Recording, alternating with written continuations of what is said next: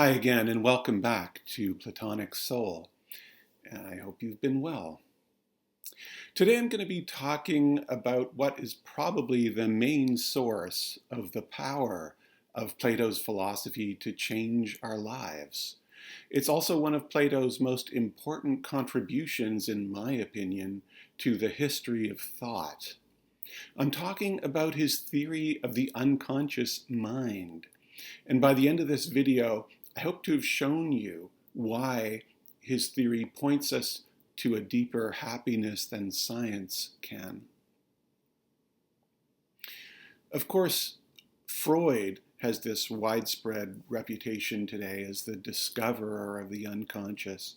Certainly his theories and discoveries have been extremely important and influential, especially his psychoanalytical techniques, the practices he developed for helping bring the unconscious to consciousness through talk therapy.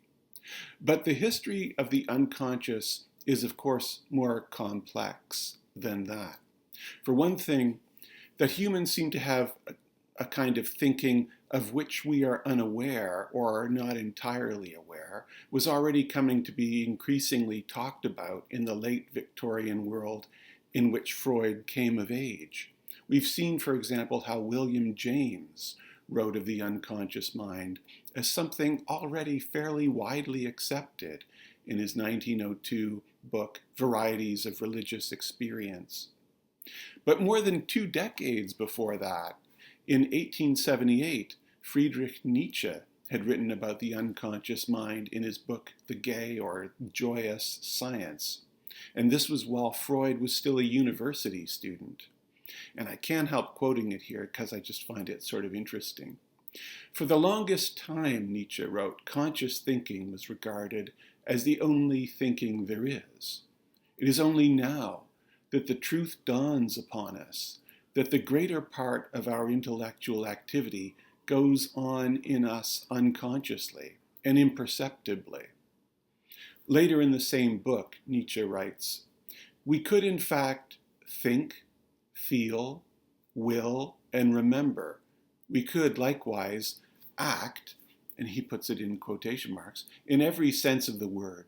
And nevertheless, none of this need ever enter consciousness, as we say figuratively.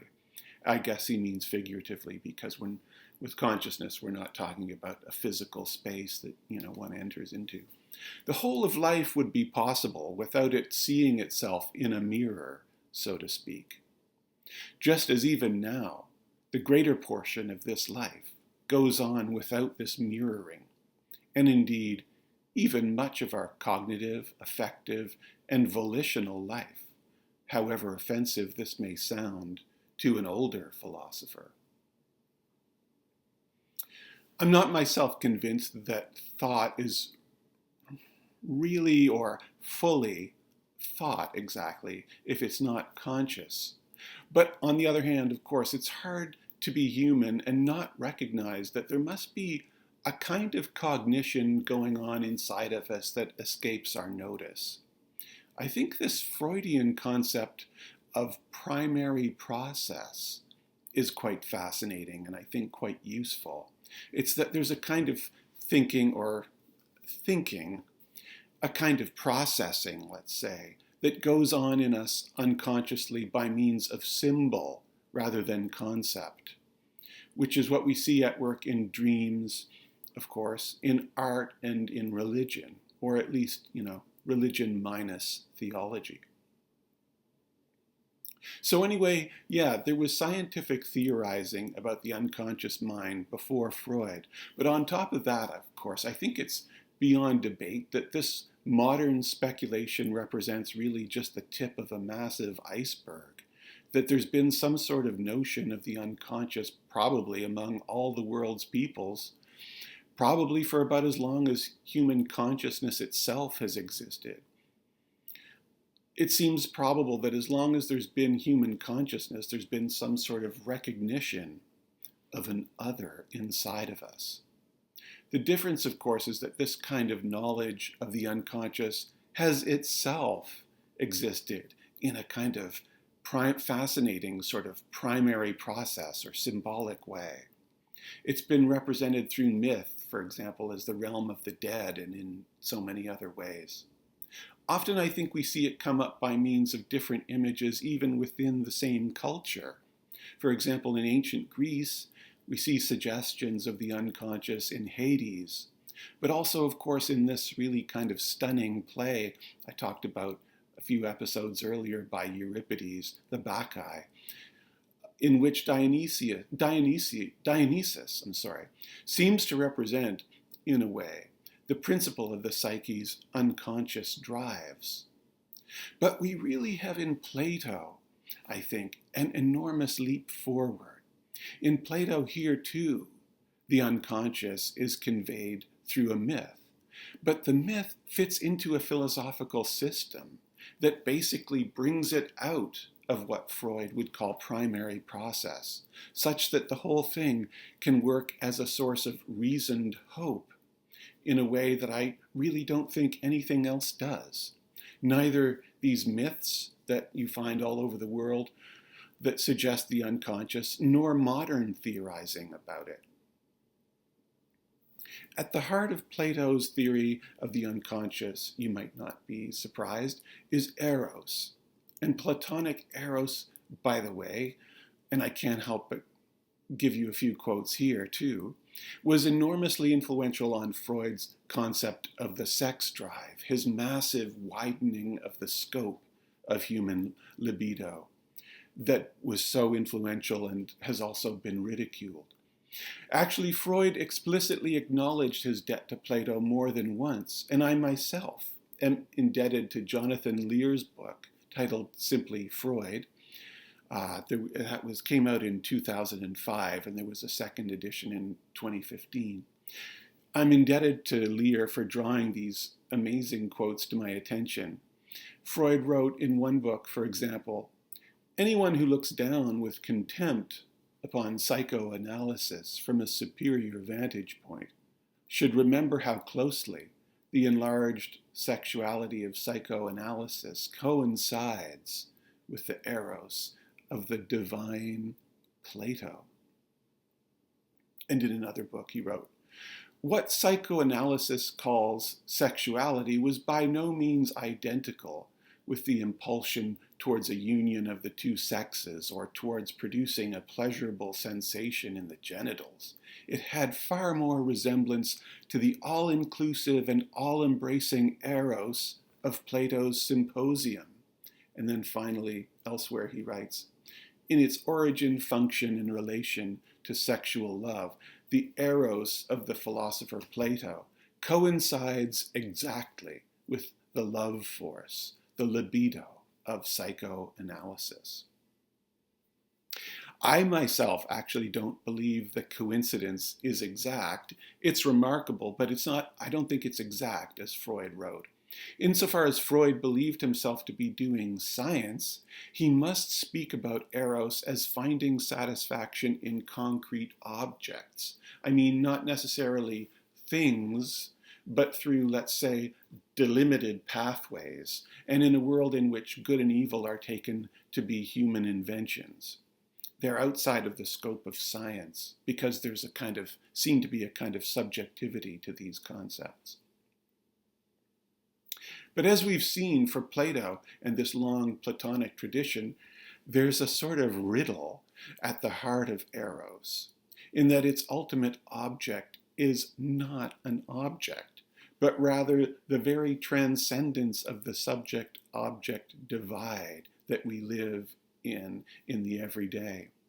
And this absolute unity is in some deeply mysterious way also the absolute good, not a mere human invention, but rather the principle of reality itself.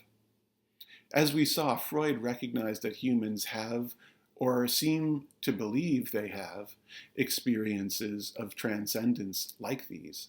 Following his friend Romain Rolland, he called them oceanic. But Freud, though fascinated by them, seemed to see them as illusory, in that for him they seemed to be, unbeknownst to those who experienced them, a kind of memory state from infancy. For Freud, these unitive states, including also the co-anesthesias, he called them, sought by another friend, one who practiced yoga, for him they're undesirable or at least not worth pursuing. He seemed able to see them only as reversions to a more primitive and therefore inferior life, experiences that brought no new concrete knowledge to light. We've started to see how Plato's perspective is very different, and we'll continue to see that in this dialogue we've started to look into, the Phaedrus, which is, in my view, almost a kind of manifesto from Plato on the unconscious. Last time I talked about how what the Phaedrus will do for us is allow us to understand how the prophetess Diotima, whom we met in the symposium, of course, could say that what humans really desire is nothing other than the good, when this so often seems to be not what we see. To get there, Plato first subtly but insistently raises this question of whether eros is good or bad, especially through the speech of Lysias that Phaedrus has read, arguing that it's better to be in a sexual relationship that is free of eros, free of passion or free of powerful emotional attachment, than in a truly erotic one. This question in turn suggests the underlying problem of the fundamental or essential unity of the human soul or psyche. Is our thinking ego attached to a blind, irrational drive or force? Or is there perhaps some sort of rationality at work in eros, such that these two elements of psychic life can exist harmoniously? When we left off last time, Phaedrus had finished reading Lysias's speech to Socrates, and Socrates was less than entirely impressed by it. In response, we'll see Socrates begin a series of amazing speeches that are essential to our understanding of what Diotima had told us, that humans desire nothing but the good. Socrates will explain how this can be so by expounding a theory of unconscious knowledge and unconscious desire that is, as I said, really at the heart of Platonic hope and the secret to the power of Plato's theory of love to help us be better and happier human beings.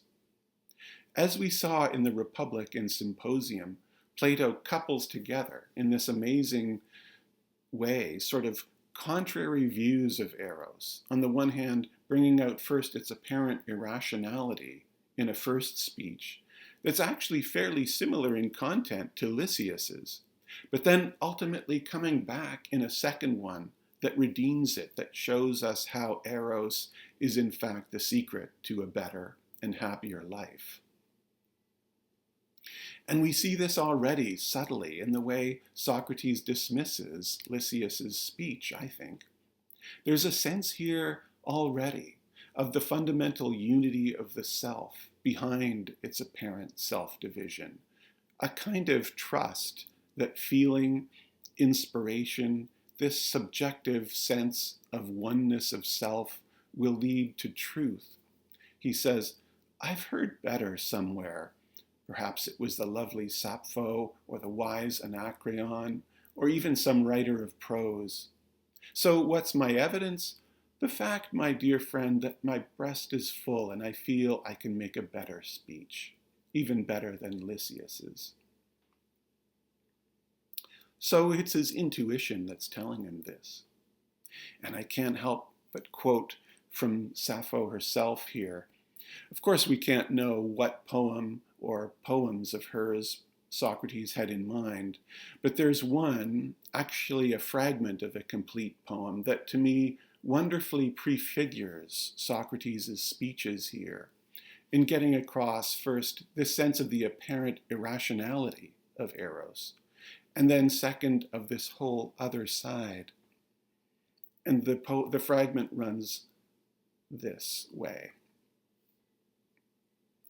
Some say thronging cavalry, some say foot soldiers, others call a fleet, the most beautiful of sights the dark earth offers. But I say, It's whatever you love best. And it's easy to make this understood by everyone. For she who surpassed all humankind in beauty, Helen, abandoning her husband, that best of men, went sailing off to the shores of Troy and never spent a thought on her child or loving parents. When the goddess seduced her wits and left her to wander, she forgot them all. She could not remember anything but longing, and lightly straying aside, lost her way. But that reminds me now, Anactoria, she's not here, and I'd rather see her lovely step, her sparkling glance and her face, than gaze on all the troops in Lydia, in their chariots and glittering armor. So yeah, two elements of Eros, both here and we'll see in Plato, but we'll see the ending of this poem has something in common with Plato and the Platonic tradition that ultimately comes out to sort of redeem Eros. It wants to tell us about, I think, in addition to the raw and often harmful power of Eros, this same mystery of transcendence, I think, about it having an object that in a way is not an object. Because what we have here is an intuition that Eros is ultimately satisfied in surrender rather than in victory. The psyche has another life than this one, Plotinus once wrote. And there's something about Anactoria's wonderful beauty that in a way speaks to another world. There's something in the beholding of it that is perhaps oceanic even, that escapes or transcends the world of power and the attainment of goals. I'd rather see her lovely step, her sparkling glance, and her face than gaze on all the troops in Lydia and their chariots and glittering armor. And I think this is perhaps ultimately how Freud and modern science generally could and can only get so far with love. They're stuck in objectivity, a world in which the transcendence of subject and object and of an absolute goodness make no sense, or at least are beyond the scope of explanation. By the way, I want to sort out something I said last time, sort of fix something I said last time, that when Socrates says eros in this dialogue, he means eros in that wider sense that Diotima spoke of, human desire as such, and not in the narrow sense of sexual passion. I actually don't think it's quite that simple. What seems to be going on here in the Phaedrus, at least initially and explicitly, is the use of the word in its narrow sense. But as we'll see, as Socrates unfolds his theory of eros for us, we'll come to understand that eros in the wider sense is the real subject of this dialogue. We'll get started on that unfolding next time, and I hope you can join me then. Until then, be well, and thanks for watching.